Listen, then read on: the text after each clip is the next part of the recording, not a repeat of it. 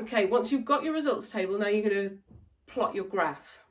So you're going to use your averages to plot your graph. So I'm just going to say that our average here was 78. Let's pretend I've not done the math, so it might be wrong. And for here, we'll say our average is, I'm going to say 132 because it probably is for that one. Okay, so there are our averages. So I'm just going to rub this out and keep our averages there for the moment.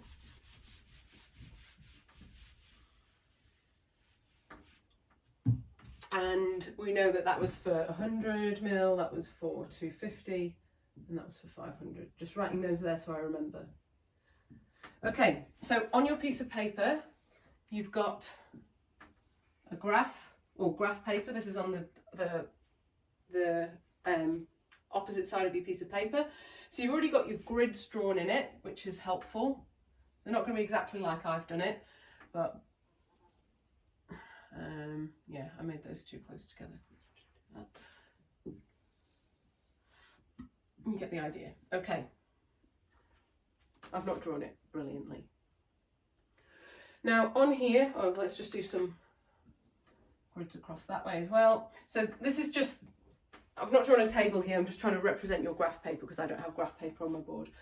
All right, so that song that I played you the other week that goes to the tune of "If you're happy and you know it, clap your hands," that independent variable is the one you change. In that song, there's a verse that says the independent variable goes on the x-axis. So if we know the independent variable is what we changed, that was the beaker size, and now we know the independent variable goes on the x-axis, what you have to remember is the bottom axis is your x-axis. And a way to remember that is it goes across. And if it goes across, it's in the shape of a cross, like an X. It's a good way to remember it. So our independent variable, our beaker size, goes on the x-axis. So you're going to write at the bottom, beaker size. And because we need to say what that's measured in, so is it measured in litres? Is it measured in pints? Is it measured, what sort of volume do we measure it in? Well, it's measured in millilitres, so we can write that there. So beaker size in millilitres, and then we're going to write our beaker sizes along the bottom. I'm going to do that in a second. Our dependent variable, the thing that we measured, was the time taken for the candle to go out. That goes on the y-axis. So in the song it says the dependent one goes y. No, the dependent one goes high on the axis known as y. So a way to remember that is y goes high. And here we measured time taken for candle to go out. And again, we have to write the units. That's in seconds, so I'm going to write an S there. All right, so this is the part where you really have to think, okay? So the maximum amount of seconds that it took for my pretend experiment, my candle to go out, was 132 seconds.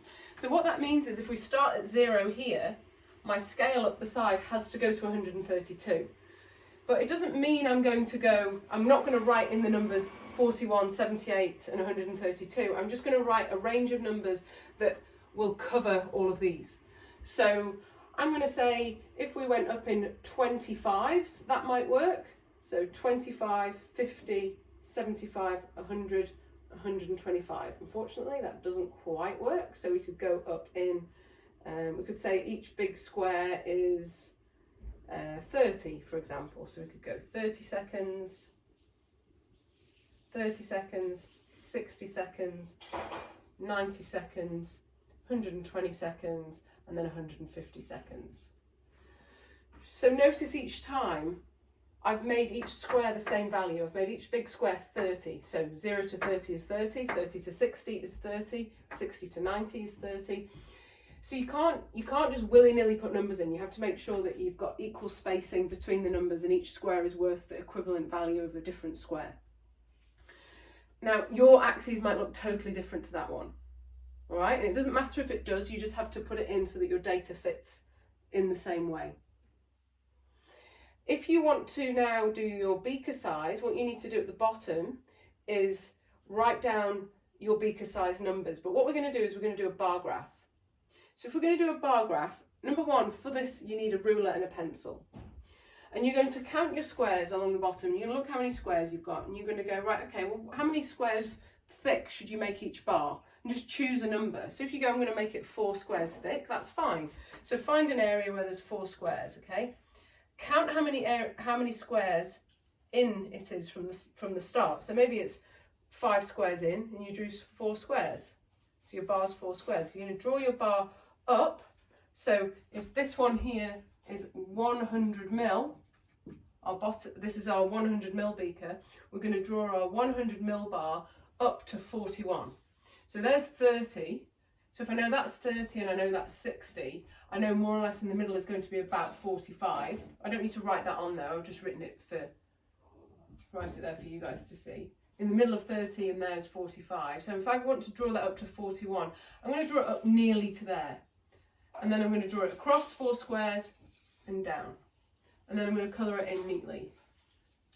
Okay, you're going to colour it in with coloured pencils, and you're going to do it nicely, not like a 3-year-old.